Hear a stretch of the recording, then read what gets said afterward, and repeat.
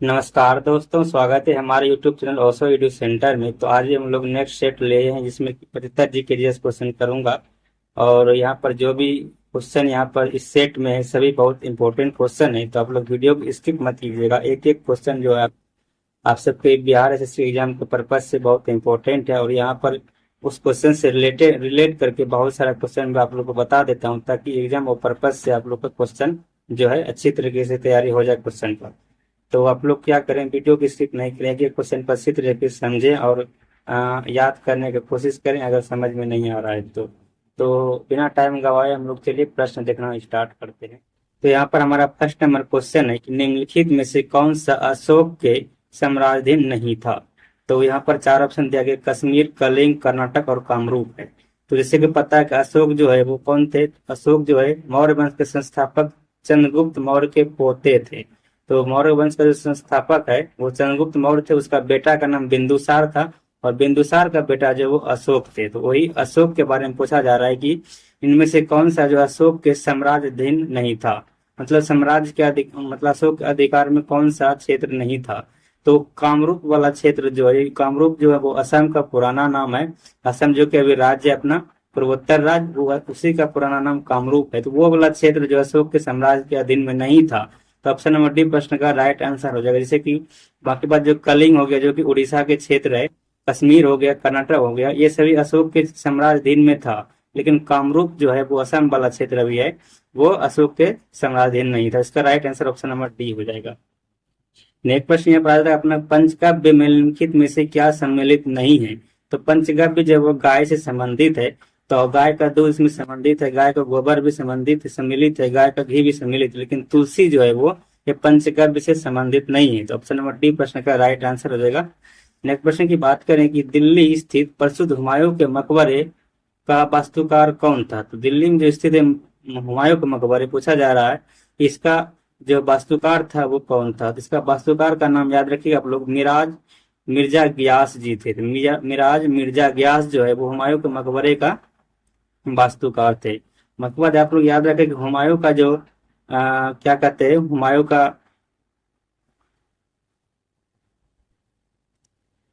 हुमायूं नामा जो वो किसके द्वारा लिखा गया। तो हुमायूं नामा जो है वो गुलबदन बेगम के द्वारा लिखा गया है। नेक्स्ट क्वेश्चन यहाँ पर आता है 4 नंबर की, थॉमस रो मुगल सम्राट जहांगीर से किस किले में मिला था। तो आप लोग पता है कि थॉमस रो है वो जहांगीर के समय में आया था, और ये जो इससे मिला था वो अजमेर के किले में मिला था। तो ऑप्शन नंबर बी प्रश्न का राइट आंसर हो जाएगा अजमेर का किला। नेक्स्ट प्रश्न यहाँ पर बात करें तो आ जाता है 1857 के प्रथम स्वतंत्रता विद्रोह में भाग लेने वाली प्रसिद्ध महिला स्वतंत्रता सेनानी कौन थी। तो ये बेगम हजरत महल थी। तो ऑप्शन नंबर डी प्रश्न का राइट आंसर हो जाएगा। यहाँ पर ऑप्शन के अनुसार बात करें तो बेगम हजरत महल नहीं थी, जो कि 1857 क्रांति में विद्रोह में भाग लेने वाली प्रसिद्ध महिला थी। नेक्स्ट प्रश्न की बात करें यहाँ पर तो आ जाता है कि वास्को डी गामा किस वर्ष कालीकट में उतरा था। जैसे कि आप लोग पता है कि कालीकट जो है वो केरल राज्य में स्थित है। वहीं पर यहाँ पूछा जा रहा है आप लोगों को कि कब आया था वास्को डी गामा कालीकट पे। तो ये आया था 1498 ईस्वी में। आप लोग को पता है कि भारत का भी खोज 1498 ईस्वी में हुआ था। वही जो आया था वास्को डी गामा जो कालीकट में उतरा था, वही क्या किया था, भारत को खोज ही किया था 1498 ईस्वी में। बाकी बात आप लोग याद रखें तो अमेरिका का खोज जो है वो 1492 ईस्वी में किया गया है। नेक्स्ट प्रश्न यहाँ पर आ जाता है अपना कि उच्चतम न्यायालय में संविधान के निर्वाचन से संबंधित मामले की सुनवाई करने के लिए न्यायाधीशों की संख्या कम से कम कितनी होना चाहिए। तो सुप्रीम कोर्ट में संविधान के निर्वाचन से संबंधित मामले की सुनवाई करने के लिए कम से कम जो है वो 5 न्यायाधीश होना अनिवार्य है। तो इसका राइट आंसर हो जाएगा ऑप्शन नंबर डी, 5 न्यायाधीश कम से कम अनिवार्य है सुप्रीम कोर्ट के लिए। नेक्स्ट प्रश्न यहाँ पर आता है विश्व का विशालतम न्यायिक प्राधिकरण है। तो विश्व का विशालतम जो न्यायिक प्राधिकरण मतलब हाई कोर्ट जो है वो है इलाहाबाद हाई कोर्ट। तो ऑप्शन नंबर बी प्रश्न का राइट आंसर है विश्व में सबसे बड़ा हाई कोर्ट है इलाहाबाद हाई कोर्ट। नेक्स्ट प्रश्न यहाँ पर आ जाता है क्वेश्चन नंबर 9 की बिनसर का जंगल भारत के किस प्रदेश या केंद्र शासित प्रदेश में अवस्थित है। तो याद रखें लोग बिनसर का जंगल जो है वो उत्तराखंड राज्य में स्थित है। तो ऑप्शन नंबर डी प्रश्न का राइट आंसर हो जाएगा। नेक्स्ट प्रश्न यहाँ पर आ जाता है कि भारत और श्रीलंका को अलग करने वाली जल राशि कौन सी है। तो भारत और श्रीलंका को जो अलग करती है वो पाक जल संधि, आप लोग पता है पाक जल संधि कहाँ है, भारत और श्रीलंका के बीच में। मन्नार के खाड़ी भी आप लोग याद रख सकते हैं, और रामेश्वरम भी याद रख सकते हैं। ये सभी जो है भारत और श्रीलंका के बीच में। यहाँ पर बात करें 8 डिग्री चैनल का, तो 8 डिग्री चैनल जो है वो मालदीव और मिनिकॉय के बीच में है। और 9 डिग्री चैनल जो है वो 9 डिग्री चैनल है मिनिकॉय और लक्षद्वीप के बीच।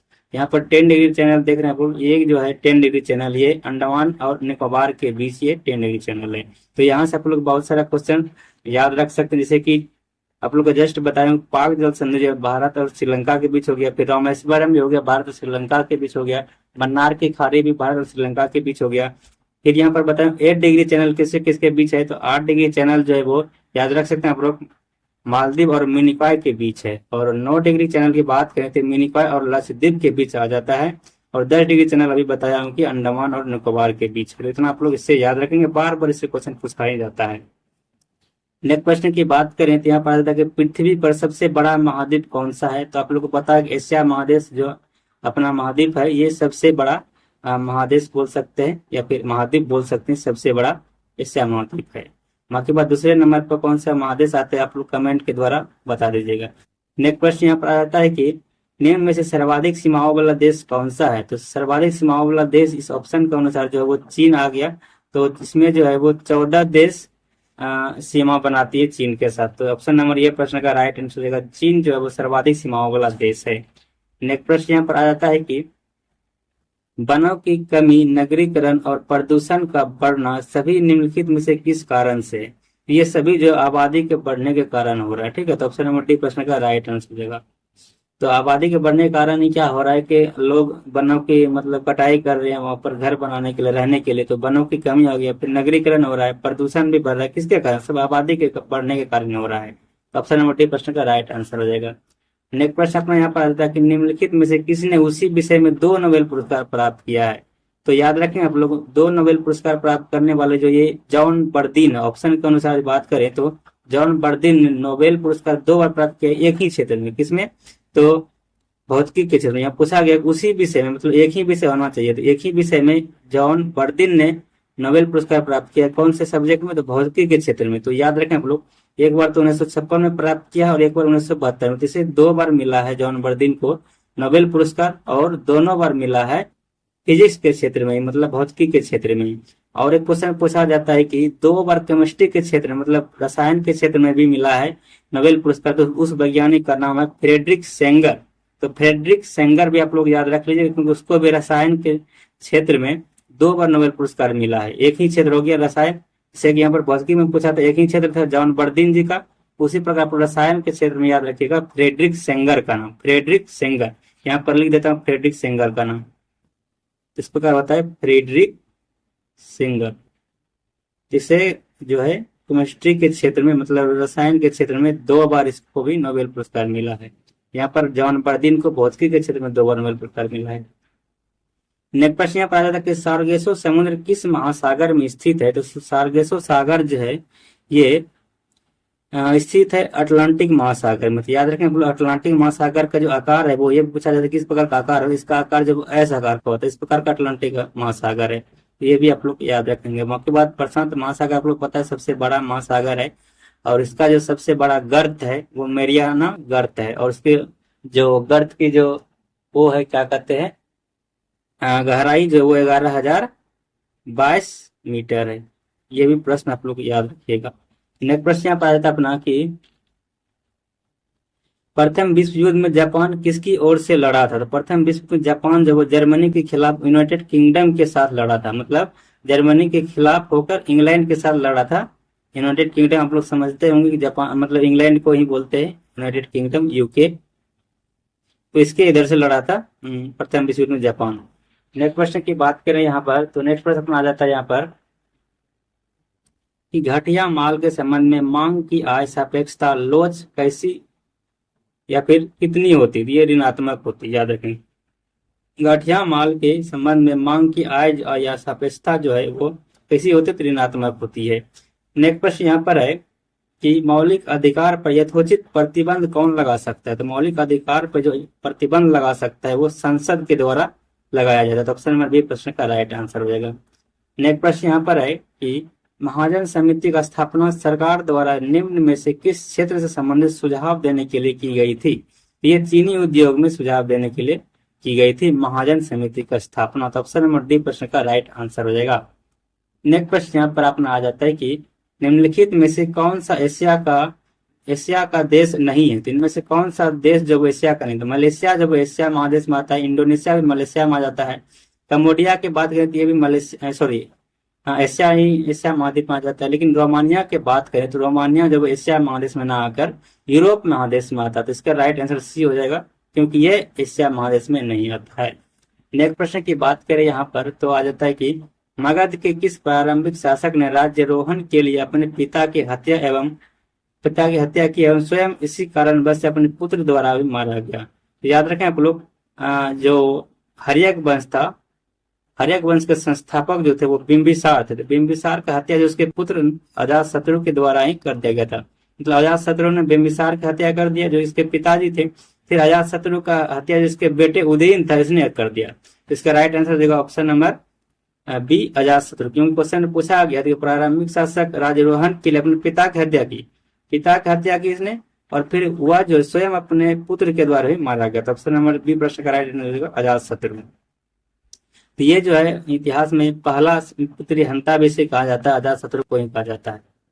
नेक्स्ट प्रश्न यहाँ पर आ जाता है अपना कि हर्ष के दरबार में हुएन सांग को एक दूत के रूप में किसने भेजा था। ऑप्शन नंबर ताई सोंग तुंग कुआन कुयेनबू। तो याद रखें आप लोग, हुएन सांग को हर्ष के दरबार में कोई नहीं भेजा था, वो खुद आया था अपने से। ठीक है, तो याद रखेंगे आप लोग, वो जो है यहाँ पर आया था किसके पर्पज से, तो ज्ञान प्राप्त करने के पर्पज से आया था यहाँ पर।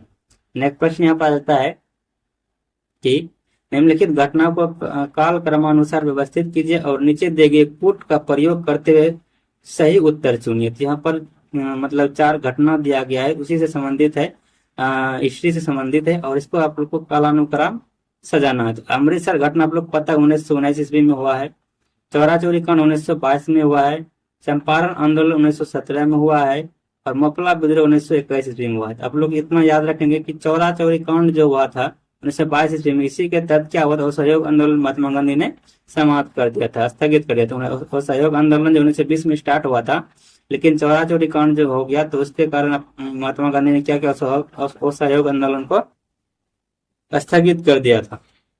ठीक है, जिसको कालानुक्रम हम लोग सजा सकते हैं। सबसे पहले आ जाएगा चंपारण आंदोलन 1917 ईस्वी।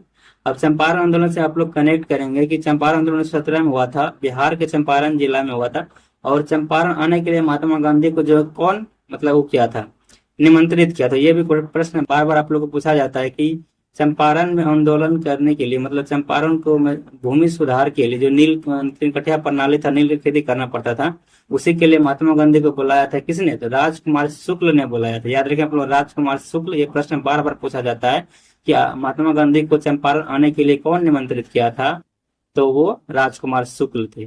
जैसे आप लोग क्रम के अनुसार बैठा लेंगे, सबसे पहले 1917 ईस्वी हो जाएगा, फिर 1919 हो जाएगा एक नंबर, फिर 1921, फिर 1922। ऑप्शन नंबर सी प्रश्न का राइट आंसर हो जाएगा। तो यहाँ पर नेक्स्ट प्रश्न अपना आ जाता है यहाँ पर कि 24 नंबर, किसके प्रशासन काल में अस्थायी बंदोबस्त प्रारंभ किया था। उससे याद रखें लोग, अस्थायी बंदोबस्त जो वो प्रारंभ किया गया था लॉर्ड कॉर्नवालिस के द्वारा, याद रखें आप लोग। तो नेक्स्ट प्रश्न तुम लोग बढ़ेंगे। नेक्स्ट प्रश्न यहाँ पर अपना आ जाता है प्रश्न संख्या 25, और प्रश्न संख्या 25 में आप लोग को पूछा जा रहा है कि अखिल भारतीय मुस्लिम लीग का स्थापना किसने की थी। याद रखें, अखिल भारतीय मुस्लिम लीग का स्थापना जब 1906 ईस्वी में हुआ था, और इसका जो स्थापना किया गया था वो नवाब सलीमुल्लाह खान और आगा खान, ये दोनों ने मिलकर मुस्लिम लीग का स्थापना किया था 1906 ईस्वी में। तो याद रखें आप लोग, नवाब सलीमुल्लाह खान और आगा खान दोनों ने मिलकर मुस्लिम लीग की स्थापना की थी। कब की थी, तो 1906 ईस्वी में की थी। नेक्स्ट प्रश्न यहाँ पर आ जाता है अपना कि सुभाष चंद्र बोस के त्याग पत्र देने के बाद किसे भारतीय राष्ट्रीय कांग्रेस का अध्यक्ष चुना गया था। तो क्वेश्चन इससे आप लोग को याद रखेंगे कि आप लोग को पता है कि 1939 ईस्वी में त्रिपुरा अधिवेशन हुआ था। इससे पहले एक अधिवेशन हुआ था 1938 ईस्वी में, हरिपुरा अधिवेशन। तो इसका अध्यक्षता कौन किए थे, हरिपुरा अधिवेशन का इसका अध्यक्षता सुभाष चंद्र बोस ही किए थे। फिर 1939 में जो चुनाव हुआ अध्यक्षता के लिए, तो उनमें से एक सुभाष चंद्र बोस भी पार्टिसिपेट किए थे, और एक महात्मा गांधी की ओर से पट्टाभी सितारमैया जी पार्टिसिपेट किए थे। तो महात्मा गांधी सोच रहे थे अध्यक्षता जो करेंगे 1939 वाला त्रिपुरी अधिवेशन का, वो पट्टाभी सिद्धारमैया करेंगे, लेकिन सुभाष चंद्र बोस ने यहाँ पर जो है अध्यक्षता वाला पद को जीत लिया, मतलब इसको ज्यादा वोट मिला सुभाष चंद्र बोस को, तो अध्यक्षता इसके हाथ में आ गया। लेकिन महात्मा गांधी को थोड़ा उदासीपन आ गया, क्योंकि उसके ओर से पट्टाभी सिद्धारमैया जो खड़ा हुआ था वो तो अध्यक्षता के पद के लिए एलिजिबल नहीं हुआ, वो हार गया। तो इसीलिए इसी पर्पज से क्या हुआ, सुभाष चंद्र बोस ने 1939 ईस्वी में त्रिपुरी अधिवेशन से क्या क्या इस्तीफा दे दिया। तो इसके इस्तीफा देने के बाद जो कांग्रेस अध्यक्ष बना था वो बना था डॉक्टर राजेंद्र प्रसाद। तो डॉक्टर राजेंद्र प्रसाद आप लोग याद रखेंगे, इसका राइट आंसर हो जाएगा। ये जो भारत के प्रथम राष्ट्रपति थे और ये जो है बिहार राज्य से संबंधित ये डॉक्टर राजेंद्र प्रसाद जी बिहार राज्य से ये और इसे आप लोग याद रखेंगे भारत रत्न से के नाम से भी जाना जाता है। भारत रत्न के नाम से किसे जाना जाता है, डॉक्टर राजेंद्र प्रसाद को ही जाना जाता है। तो 1939 ईस्वी में सुभाष चंद्र बोस ने जो क्या क्या राष्ट्रीय कांग्रेस के अध्यक्ष से इस्तीफा दे दिया, त्यागपत्र दे दिया। उसके बाद उसने क्या किया, फॉरवर्ड ब्लॉक का स्थापना कर दिया। याद रखें आप लोग, फॉरवर्ड ब्लॉक का स्थापना भी सुभाष चंद्र बोस के द्वारा ही किया गया था। कब, 1939 ईस्वी में। नेक्स्ट क्वेश्चन यहाँ पर आ जाता है कि डिस्कवरी ऑफ इंडिया किसने लिखी है। डिस्कवरी ऑफ इंडिया जो है ये लिखा गया था जवाहरलाल नेहरू के द्वारा। तो ऑप्शन नंबर डी प्रश्न का राइट आंसर होगा, जवाहरलाल नेहरू के द्वारा क्या क्या था, डिस्कवरी ऑफ इंडिया पुस्तक लिखा गया था। तो जवाहरलाल नेहरू जो भारत के प्रथम प्रधानमंत्री भी थे। नेक्स्ट प्रश्न यहाँ पर आ जाता है कि कोई विधेयक धन विधेयक है या नहीं, इसका निर्णय कौन करता है। इसका निर्णय लोकसभा अध्यक्ष के द्वारा किया जाता है। ऑप्शन नंबर बी प्रश्न का राइट आंसर हो जाएगा। नेक्स्ट प्रश्न अपने यहाँ पर आ जाता है कि लोकसभा अध्यक्ष को उसके कार्यकाल की समाप्ति के पूर्व पद से हटाया जा सकता है। तो ये हटाया जा सकता है, लोकसभा इस आशय पर प्रस्ताव पारित कर दे तब इसे हटाया जा सकता है। यदि लोकसभा जो है इस आशय पर प्रस्ताव पारित कर दे तब इसे जो है उसके कार्यकाल की समाप्ति होने के पूर्व ही पद से हटाया जा सकता है लोकसभा के अध्यक्ष को। तो आप याद रखेंगे, इसका right answer option number B हो जाएगा। नेक्स्ट प्रश्न अपने यहाँ पर आ जाता है कि गरीबी उन्मूलन का नारा किस पंचवर्षीय योजना में दिया गया था। तो ये पंचमी पंचवर्षीय योजना में दिया गया था। याद रखें आप लोग, गरीबी का उन्मूलन जो है ये पंचमी पंचवर्षीय योजना से संबंधित है। तो ऑप्शन नंबर सी प्रश्न का राइट आंसर हो जाएगा। बाकी बात आप लोग याद रखें, तो प्रथम पंचवर्षीय योजना जो है पूछा जाता है किस मॉडल पर आधारित है। तो प्रथम पंचवर्षीय योजना आप लोग याद रखेंगे हेराल्ड डोमल मॉडल पर आधारित है, और द्वितीय पंचवर्षीय योजना जो है महालनोबिस मॉडल पर आधारित है। याद रखें आप लोग। नेक्स्ट प्रश्न यहाँ पर आ जाता है कि भारत सरकार ने 14 बड़े व्यापारिक बैंकों का राष्ट्रीयकरण सर्वप्रथम कब किया था। ये किया गया था 1969 ईस्वी में। तो ऑप्शन नंबर सी प्रश्न का राइट आंसर है 1969 ईस्वी। नेक्स्ट प्रश्न यहाँ पर आ जाता है अपना कि केंद्र व राज्यों के मध्य वित्त का बंटवारा किया जाता है। तो वित्त का बंटवारा जो केंद्र राज्यों के बीच किया जाता है वो वित्त आयोग की सिफारिश पर किया जाता है। ऑप्शन नंबर बी प्रश्न का राइट आंसर हो जाएगा। नेक्स्ट प्रश्न अपना यहाँ पर आ जाता है कि भारतीय कृषि में निम्न उत्पादकता का कारण क्या है। तो कृषि में जो निम्न उत्पादकता होता है भारत में उसका कारण क्या है। तो ऑप्शन नंबर ये आवश्यकता से अधिक लोगों का कृषि कार्यों में लगा होना, ये भी इसका कारण है। जोत का छोटा आकार होना, उत्पादन की पिछड़ी तकनीक होना। तो ऑप्शन नंबर डी प्रश्न का राइट होगा। उपरोक्त सभी के कारण भारत में जो है उत्पादकता थोड़ा निम्न होता है। नेक्स्ट प्रश्न यहाँ पर आ जाता है अपना कि पोर्ट ब्लेयर के समीप की प्रसिद्ध ब्लेयर प्रवाल व्यक्ति मृत हो रही है इस कारण से। तो अत्यधिक जहाज लाने के कारण, मतलब अत्यधिक जहाजों के चलने के कारण क्या हो रहा है कि पोर्ट ब्लेयर के समीप जो प्रसिद्ध ब्लेयर प्रवाल व्यक्ति है वो मृत हो रही है। तो ऑप्शन नंबर बी प्रश्न का राइट आंसर हो जाएगा। नेक्स्ट प्रश्न यहाँ पर है कि ड्राकेंसबर्ग पर्वत जो वो किस देश में है। तो ड्राकेंसबर्ग पर्वत याद रखें आप लोग ये दक्षिण अफ्रीका में स्थित है। तो ऑप्शन नंबर सी प्रश्न का राइट आंसर हो जाएगा। नेक्स्ट प्रश्न यहाँ पर आ जाता है अपना कि निम्नलिखित नदी घाटी परियोजनाओं में से किस एक का लाभ एक से अधिक राज्यों को प्राप्त होता है। तो चंबल घाटी परियोजना जो है इससे जो है एक से अधिक राज्यों को लाभ मिलता है। कौन कौन से राज्य को जब लाभ मिलता है चंबल घाटी परियोजना से। तो याद रखें आप लोग, यूपी मतलब उत्तर प्रदेश को भी, मध्य प्रदेश को और राजस्थान को। तो इन तीनों राज्यों को जो चंबल घाटी परियोजना से लाभ मिलता है, तो इसलिए इसका राइट आंसर हो जाएगा ऑप्शन नंबर ये। नेक्स्ट प्रश्न अपना यहाँ पर आ जाता है क्वेश्चन नंबर 37 की नर्मदा एवं ताप्ती नदियों के मध्य स्थित है। तो याद रखें आप लोग, नर्मदा एवं ताप्ती नदियों के मध्य जो है वो सतपुड़ा श्रेणियां स्थित है। तो याद रखें आप लोग, नर्मदा एवं ताप्ती नदियों के बीच कौन सा पहाड़ी स्थित है? तो सतपुड़ा पहाड़ी पे सतपुड़ा श्रेणियां स्थित है। ऑप्शन नंबर बी प्रश्न का राइट आंसर हो जाएगा। नेक्स्ट प्रश्न यहाँ पर, निम्नलिखित में से किस एक अधिनियम ने भारत में संघीय शासन की व्यवस्था दी थी? तो ये दिया था भारत सरकार अधिनियम 1935 के द्वारा। क्या देखेंगे आप लोग? ऑप्शन नंबर सी प्रश्न का राइट आंसर हो जाएगा। और प्रश्न यहाँ से पूछा जा सकता है आप लोग को कि भारत सरकार अधिनियम 1935 जो है ये भारतीय संविधान का ब्लूप्रिंट के नाम से भी जाना जाता है, क्योंकि भारत के संविधान जो है उनमें लगभग 80% जो रूल रेगुलेशन है, नियम है, अधिक जो लिया गया है वो भारत सरकार अधिनियम से डायरेक्ट लिया गया है। ठीक है, तो इसीलिए इसको हम लोग भारतीय संविधान का ब्लूप्रिंट कहते हैं, भारत सरकार अधिनियम 1935 को। तो इसका राइट आंसर हो जाएगा ऑप्शन नंबर सी। नेक्स्ट प्रश्न यहाँ पर आ जाता है अपना कि पर्वत निम्नलिखित में से कौन सी सबसे नवीन पर्वत श्रेणी है? तो शिवालिक जो ये सबसे नवीन पर्वत श्रेणी है। बाकी बात आप लोग सबसे पुराना पूछा जाए तो अरावली जो है वो सबसे पुराना पर्वत श्रेणी है। इतना आप लोग याद रखेंगे इस क्वेश्चन से। नेक्स्ट प्रश्न यहाँ पर आ जाता है कि निम्नलिखित में से किस एक महाद्वीप में उसके संपूर्ण क्षेत्रफल के मैदानी भाग का प्रतिशत सर्वाधिक है? तो यूरोप का जो है वो महाद्वीप में संपूर्ण क्षेत्रफल का मैदानी भाग का प्रतिशत जो वो सर्वाधिक है, वो 67% है। उसके बाद एशिया की बात करें तो मात्र 32% है, उत्तरी अमेरिका में 52% और दक्षिण अमेरिका का 56%। तो इस सबसे अधिक यहाँ पर हो जाएगा यूरोप का मैदानी भाग जो है वो सर्वाधिक है। नेक्स्ट प्रश्न की बात करें तो नेक्स्ट प्रश्न यहाँ पर आ जाता है, क्वेश्चन तो यहाँ पर थोड़ा मिस्टेक हो गया तो याद रखें प्लीज, फिर भी मैं कोशिश करता हूँ कि इसको कवर कर दूं। तो बिहार में शांति व्यवस्था स्थापित करने के बाद राजा मानसिंह ने ओडिशा पर कब आक्रमण किया था? तो ये क्या गया था 1590 ईस्वी में। तो ऑप्शन नंबर यह प्रश्न का राइट आंसर हो जाएगा। फिर से क्वेश्चन रिपीट करता हूँ कि बिहार में शांत व्यवस्था स्थापित करने के लिए मतलब बिहार में शांत व्यवस्था स्थापित करने के बाद राजा मानसिंह ने ओडिशा पर आक्रमण कब किया था? कि 1590 ईस्वी में किया गया था। ऑप्शन नंबर ये प्रश्न का राइट आंसर हो जाएगा। नेक्स्ट प्रश्न अपना यहाँ पर आ जाता है कि बंगाल के किस नवाब ने मुंगेर को अपनी राजधानी बनाया था? तो बंगाल के नवाब था मीर कौसिम, इसी ने जो है मुंगेर को अपना राजधानी बनाया था। तो याद रखेंगे आप लोग, ऑप्शन नंबर सी प्रश्न का राइट आंसर हो जाएगा।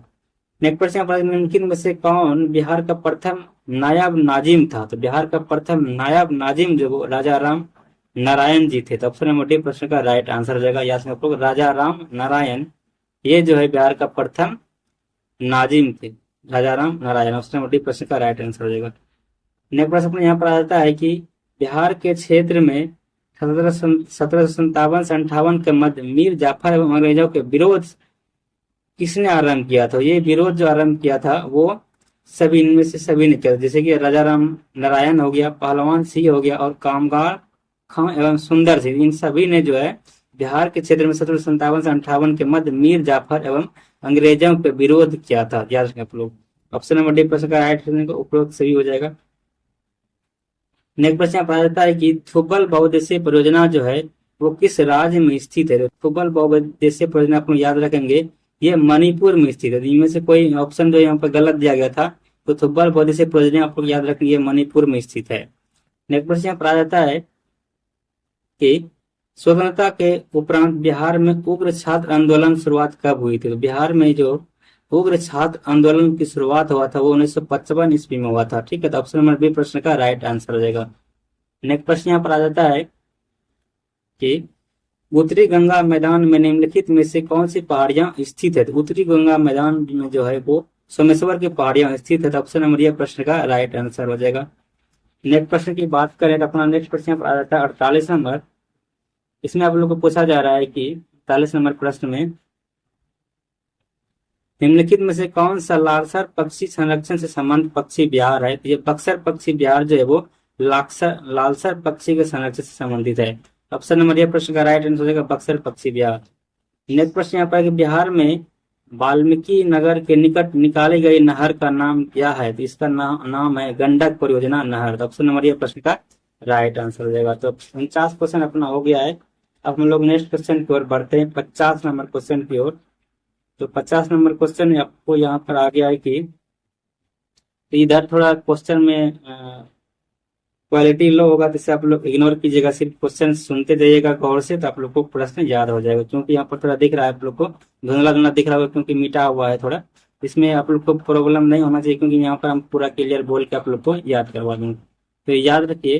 तो देखिए 50 नंबर क्वेश्चन की, बिहार में बरौनी का तेल शोधक कारखाना किस देश के सहयोग से बना है? तो बिहार में बरौनी तेल शोधक कारखाना जो कि कहाँ आप लोग को पता है, बेगूसराय जिला में, तो ये जो है रूस के मदद से बना हुआ है। तो ऑप्शन नंबर ए प्रश्न का राइट आंसर हो जाएगा, रूस की मदद से ये बना हुआ है। उसके बाद आप लोग कमेंट कीजिएगा बरौनी तेल शोधक कारखाना का स्थापना जो वो कब हुआ था, याद रखें हम लोग, याद नहीं रखें इसको कमेंट करना है कि कब, मतलब बरौनी तेल शोधक कारखाना का स्थापना जो है रूस की मदद से कब किया गया था। नेक्स्ट प्रश्न यहाँ पर है 51 नंबर की, निम्न में से कौन सा प्राकृतिक बहुलक है? तो प्राकृतिक बहुलक आप लोग को पता है कि ये सेलुलोज है, बाकी बाद सभी पीवीसी, नायलॉन, बेकेलाइट ये सब कृत्रिम है। नेक्स्ट प्रश्न बात है ट्राइटियम जो वो किसका समस्थानिक है? ट्राइटियम जो वो हाइड्रोजन का समस्थानिक है।